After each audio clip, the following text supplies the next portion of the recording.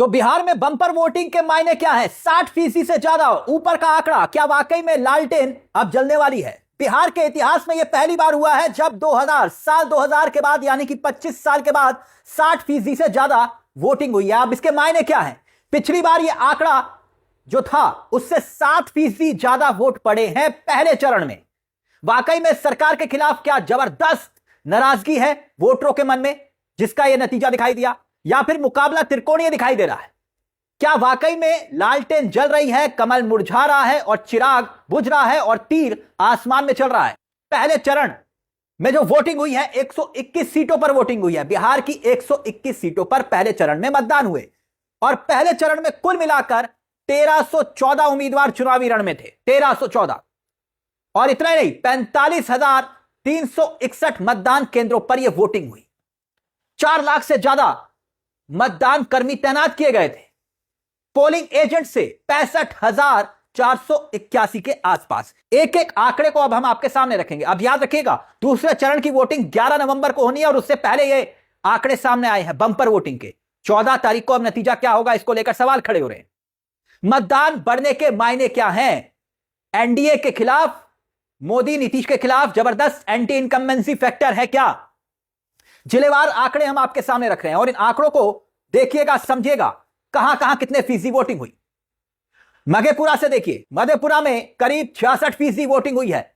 सहरसा में 63% के आसपास, दरभंगा में 59% के आसपास, मुजफ्फरपुर का आंकड़ा देखिए 66% के आसपास, गोपालगंज में 65% के आसपास, सिवान में करीब 58% के आसपास, सारण में करीब 61%, वैशाली में यह आंकड़ा दिखाई दे रहा है 60% के आसपास, समस्तीपुर करीब 66-67% के आसपास, बेगूसराय यहां भी 66%, खगड़िया 61%, मुंगेर करीब 55% के आसपास, लखीसराय यहां पर 63% के आसपास, शेखपुरा यहां 53%, नालंदा 58% के आसपास, पटना में भी 56% के आसपास वोटिंग हुई है और बक्सर में भी 56% के आसपास वोट पड़े हैं।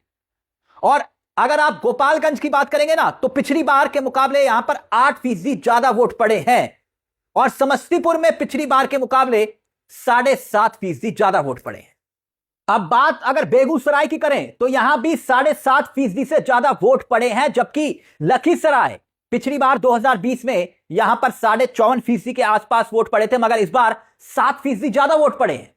ऐसे ही भोजपुर में भी 1.5% से ज्यादा वोट पड़े हैं। तो यह वोट प्रतिशत जो बढ़ा है सभी पोलिंग बूथ पर, और वो भी तब जब एसआईआर हुई और कितने लोगों के नाम कट गए, उसके बावजूद यह बंपर वोटिंग क्या संदेश दे रही है? अब याद कीजिए, लोकसभा के चुनाव में एक और बड़ी बात, चुनाव आयोग पर सवाल उठे थे। सवाल क्या थे? याद कीजिए, लोकसभा में पहले चरण की वोटिंग, मतदान कब हुआ था लोकसभा में? 102 सीटों पर पहले चरण में जो चुनाव हुआ था, 19 अप्रैल को वोटिंग हुई थी, यानी वोट डाले गए थे। तारीख को याद रखिएगा, 19 अप्रैल। मैं क्यों ये बात कह रहा हूं? क्योंकि तब जब वोटिंग हुई थी तब उसके बाद मतदान फीसदी 60% था, कहा गया 60%, और 11 दिन के बाद एक बार फिर से संशोधित टर्न आउट आता है। और ये टर्न आउट जो आता है वो 30 अप्रैल को आता है, 11 दिन के बाद, और ये टर्न आउट 6% ज्यादा बढ़ जाता है और करीब 67% के आसपास वोटिंग फीसदी दिखाई देती है। अब याद करिए, दूसरे चरण का मतदान जब हुआ था तब 88 सीटों पर मतदान हुआ था और 26 अप्रैल को पहले वोटिंग फीसदी जो था वो करीब 61% के आसपास, और 30 अप्रैल को यानी कि जब वोटिंग के करीब 4 दिन के बाद यह फीसदी बढ़ गया, कितना?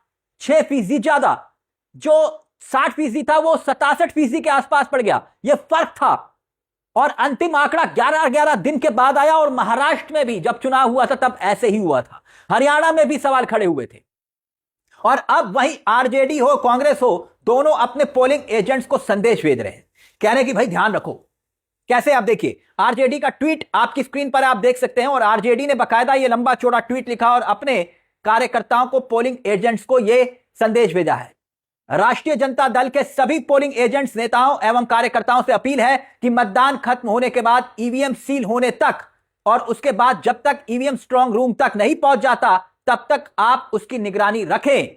और आगे क्या लिखा है देखिए, मतदान खत्म होने के बाद जिस गाड़ी पर ईवीएम स्ट्रांग रूम जाता है, आप लोग उस गाड़ी के पीछे पीछे जाकर स्ट्रांग रूम तक छोड़ कर आए। साथ ही पार्टी के पोलिंग एजेंट पीठासीन अधिकारी से फॉर्म 17G भाग 1 अवश्य प्राप्त करें और उसे निर्वाचन अभिकर्ता को उपलब्ध कराएं। एक लंबा चौड़ा आपको यहां पर संदेश दिखाई दे रहा होगा और इसमें यह भी लिखा है कि भाई सत्ता पक्ष और प्रशासन द्वारा कार्रवाई जा रही धांधली से बचने के लिए वोटिंग समाप्त होने से पहले सभी पोलिंग एजेंट्स ध्यान रखें कि मतदान के अंतिम समय लाइन में कुल व्यक्ति जिसे पीठासीन द्वारा पर्ची दिया गया हो उस डिटेल को लिख कर रख लें। यानी एक लंबा चौड़ा ट्वीट आप इसे कह सकते हैं। अब सवाल ये खड़े हो रहे हैं कि कहीं नीतीश के जो वोटर हैं, क्या वो वोटर बीजेपी की तरफ ट्रांसफर हुए कि नहीं हुए, यह शक और संदेह गहरा रहा है। अब ये पोस्टर देखिए, ये बात हम क्यों कह रहे हैं हवा हवाई नहीं, पूरे बिहार में यही चल रहा है, जहां तीर नहीं है वहां लालटेन जल रहा है। ये पोस्टर देख रहे हैं आप, यानी चर्चाएं ये तक हैं, जो तीर है वही लालटेन है। अब ये बड़ा वोट फीसी बड़ा है, इसकी एक और कहानी भी है। जब पहले फेज की वोटिंग हो रही थी, बीजेपी नेताओं को खदेड़ा जा रहा था, डिप्टी सीएम तक को जनता ने खदेड़ दिया। यहां तक कि जो डिप्टी सीएम के साथ हुआ वो आपने देखा होगा, भाई गोबर गाड़ी पर, और फिर उसके बाद विजय सिन्हा भड़क गए, बवाल हुआ, अपने एसपी तक को नहीं छोड़ा विजय सिन्हा ने, कहा प्रशासन करवा रहा है, और फिर प्रशासन करवा रहा है तो फिर नीतीश कुमार, प्रशासन क्या नीतीश कुमार करवा रहे हैं सब। अब देखिए एक और तस्वीर, एक और विधायक है, विधानसभा के कैंडिडेट देवशंकर सिंह बताया जा रहा है, वोट चोरी के नारे इनके सामने लग रहे हैं, पोलिंग बूथ पर लग रहे हैं। देखिए ये वीडियो भी खूब वायरल हो रहा है, देख सकते हैं आप। अब ये वोट फीसिंग जो भरा है, ये संदेश क्या दे रहा है? नीतीश कुमार की चुप्पी अभी भी सवाल बनी हुई है, और ये वोट फीसदी क्या वाकई में सरकार के खिलाफ पहले चरण की ये पहली झलक है? अभी दूसरे चरण की दूसरी झलक 11 तारीख को आनी बाकी है। आखिरकार चल क्या रहा है? आपको क्या लगता है कि क्यों ये वोट फीसदी एकाएक बढ़ा, और वो भी रिकॉर्ड तोड़ मतदान 60% से ऊपर? हमने आपको बताया ना, साल 2000 के बाद बिहार में ऐसा पहली बार हुआ है। इसके मायने क्या है आपकी नजर में? अपनी राय हमें कमेंट बॉक्स में जरूर दीजिएगा। मुझे तिलक चावला को दीजिए इजाजत। चलते चलते दरख्वास्त, चैनल को सब्सक्राइब जरूर कर लीजिएगा। ये मंच आपका है जहां पर कलम गुलाम नहीं। नमस्कार, जय हिंद, जय भारत।